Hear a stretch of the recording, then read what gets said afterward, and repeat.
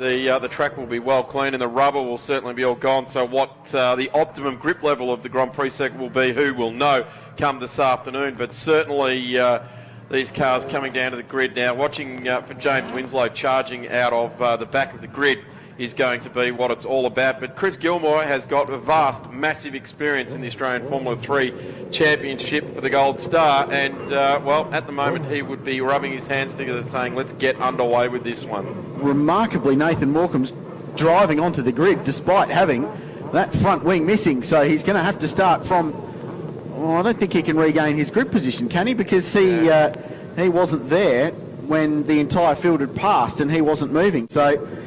Well, we'll have to debate that after the race. Anyway, we're going to get a start. We're missing still Giuliano. He's disappeared on the formation lap. So the man on the front row is gone. So obviously out of harm's way. Well, they've started the race. Hayden Cooper erupts into the lead from the second row. Drives down to turn one, somewhere amongst the spray and leads them. Chris Gilmore went nowhere, went backwards quickly. So Cooper, I think you'll find, is going to be leading them when they come into view down at the Southern Loop for the first of 9 times this time round. He is.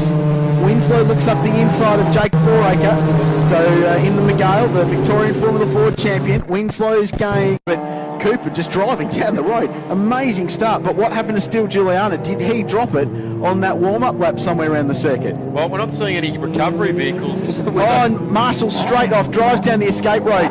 So he was third, drove straight down at Honda and has spun the car and will try and flick spin it. Probably not a great idea to drive past the, drive on the grass to get it back on. It's going to be very sodden, but he's back on the racetrack, but right at the back. So that's just another position for James Winslow. But what a great start that was for Hayden Cooper. That car hooked up despite spinning on the formation lap.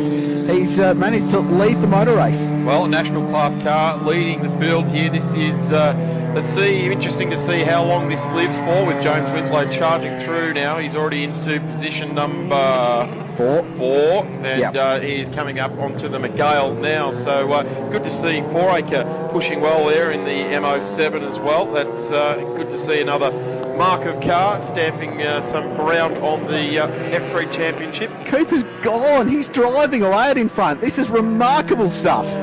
So away he goes. Standing lap is going to be a 1:56.7. Gilmore next across the line. Not acknowledged lover of the wet conditions. Is 6.1 seconds behind him. He's got Jake Fouracre up on his rear wing, and then James Winslow. Then it'll be Nathan Morecambe, then Ben Jerzakowski, and then Lockie Marshall after the spin. Then we go back to Roman Krumans, and there's someone limping around out of MG through turn 11 who's going to go back to pit lane, and it looks like John Collins in the third Artec car in number 9, who's just having a horrible weekend. And Cooper is the fastest man on the racetrack. And using the go-karting line down there at Honda, wide turn in right around on the outside, the gripped up side of the circuit in the wet, and pulling away. He's pulled 2 seconds over the field in the first sector. And Gilmore under pressure from Fouracre, who is just driving brilliantly in his second only Formula 3 start in the Miguel. Finished on the podium this car at Darwin at the Sky City Triple Crown V8 event with Formula 4 champion Cam Waters behind the wheel. But Fouracre, they often say that you'll show your real talent of a driver in the wet conditions. And boy, is he showing what he's got so far. This is remarkable stuff. Jim Richards has built a career on being the rain master. Started back in his HDT days at the wheel of an A9X Tirana with 1P Brock. And, well, there is often racing in the rain, and we do see it changing. Oh, look, Fouracre up the inside, Darren, at turn 11. They're side by side with Chris Gilmore, sliding the car around. Cooper's just disappeared up the road, and 5 seconds he's pulled out of the field in the first 2 sectors. You know what, in these conditions, a 1:46 is a rapid lap too, and Hayden Cooper is driving away with this at the moment. We've got a 9-lap distance. He's only done 2 laps at the moment. Chris Gilmore is into position 3 and established there, and James Winslow's got a fair bit of territory to make up. Well, he's saying he can't, but he's got no pace at the moment though, Daz. He's just nowhere. He's not coming to grips with it. Look, Hayden Cooper may have taken one of those 1% chances, and they may have worked feverishly to drop some spring rate out of it to get the car working nicely. Whatever way, young Hayden grabbed this opportunity with both hands and shake it like crazy, because that winning way, get that first victory under, and you'll work it out from there that the next one comes, and then the next one, and then the next one. So this is some good stuff. The other thing that is exceptionally interesting in wet racing is that you can be down 4, 5, 6 kilowatts, and it doesn't matter. It just comes back to where you're positioning the car on the track, and well, how brave or sensible, either way, whatever way it is you can be out there at the moment. Great pictures of Chris Gilmore. This is absolutely remarkable. Hayden Cooper is driving the race of his life, and he at the moment is in a class of 1, and he's pulling away by 2 seconds a sector, not a lap, a sector, and there's 3 of them on the racetrack. So you do the math and you find out how far he is pulling away.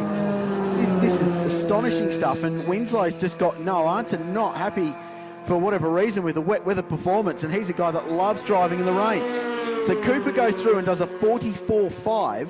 We'll see what Jake Fouracre does as the next best car. He's not even on Gardner Straight yet, and he's pulling away from the reigning champion, remember, Chris Gilmore. He's second. So the Miguel MO7 driving well. John Collins has spun down at Honda. Fouracre does a 48.8. The gap's 17 seconds after 3 laps, first to second. Gilmore third, Winslow fourth, and Cooper just coming down to where it's John Collins, is stopped. He's found reverse and got that car turned around, so he will go back out and be able to race just under a local yellow down there. But Cooper out in front and doing something unbelievably special. This really is good stuff for Hayden Cooper out there for BF Racing, and I dare say an all-white car out there, the Dallara, and he is certainly showing his wares of someone wanting to get some good airtime.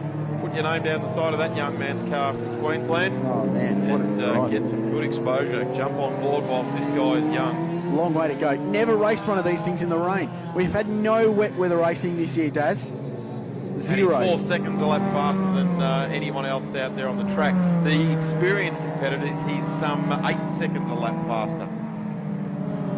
This is interesting. This is history in the making. I'm speechless at the moment, Daz. And as I'm searching the memory banks, but only on 2 occasions has an 04 car beaten the 07s outright. And the last time that happened was Simmons Plains at the end of last year when Tim Macro did it. Whoa, and big spin by John Collins coming out of 11 onto the start-finish straight right in front of Jake Fouracre. He did a very good job to avoid him. Full 360. That was a brilliant save by Collins. Complete 360 and just drove off as if nothing happened. Full 360 with Pike and car 9 there. What a save. Wow. Fouracre was exceptional in the way he avoided that. Cooper's out by 25 seconds. Do you remember there was a Porsche race, Daz, you and I called here a while back, that Matt Kingsley was doing something similar in the rain and ended up, was a minute and a half in front after 10 laps, had a safety car, brought him back to 0, and he still won by 35 seconds. Went away with it, Yeah, this is something similar. And well, the good thing that Matt Kingsley had was a roof and some windscreen wipers to keep his vision clear. At the moment, Hayden has actually got all but windscreen wipers because he's got clear air. There's no spray in his face, as we're seeing right now down there, and coming around into Honda. That is a face full of spray with those Kumos pumping the road dry down into turn 4 with Chris Gilmore and James Winslow in that third. So this is for the final spot on the podium in this race, and that will be pretty crucial because this will set the grid for the finale on combined points 1 and 2. Tell you what, Haydo will be praying for rain to continue, because if the weather conditions are like this, he's going to be unbeatable. So remember that the big trophy is for the main race this afternoon, the 14-lap feature this afternoon. That is what decides the round. Doesn't matter points or anything like that. You win the feature race, you win the round. But this still counts as stats and race results, and That's what Hayden Cooper wants. Hayden Cooper's gone through on Roman 42.7. Grumans now too. He has just streamed straight past him in a straight line. Well, we're half race and he's 30 seconds in front. I mean, he could lap almost the entire field the way he's going. And John Collins off. Well, this he might not, because this might well be a safety car. Where's he stuck? Exit of 4 there on driver's right, exit of 4, and that is an uphill battle, literally, to get himself back on the track there, and that's just going to be a whole lot of wheel spin. Here goes and Winslow. silly clutches. Winslow side by side with Gilmore.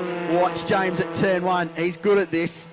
Outside, down towards the first corner. They emerge through the gloom down there, and Winslow sweeps around the outside and takes third position away from Chris Gilmore, the reigning champ and the new champ. Well, James Winslow is still nowhere near the pace he needs to be able to chase down Hayden Cooper with only 4 laps left. Cooper, the only one into the 42s, and he did that last time round. That lap for Winslow was a 49. So we're seeing 7 seconds of lap difference between these guys and pulling away as well. So Winslow still has Jake Fouracre in the McGale to catch in the next little while, and that gap is quite substantial as well. So that chase is on. Hayden Cooper comes around the top of turn 12, the old Belinda's Terrace here at Phillip Island. Why Belinda's Terrace, can I ask? Jake Fouracre is going to finish second in the McGale, and we bang on about Hayden Cooper and how brilliant that was, but Fouracre is driving just his second Formula 3 start. It's only his third day in the car, as he did a day at Winton to work out how the car went and where the steering wheel was, but aside from that, this is his second race in the car. This is amazing, and he's going to finish second in the McGale, and in a really, really complete wet weather performance. He's going to beat the man who's won more Australian Formula 3 races in the wet and the dry than anybody else in the championship's 12 years. And that man's James Winslow. And Jake Fouracre is going to be second. Greg Woodrow from McGale is going to be over the moon with that. That's a good result there for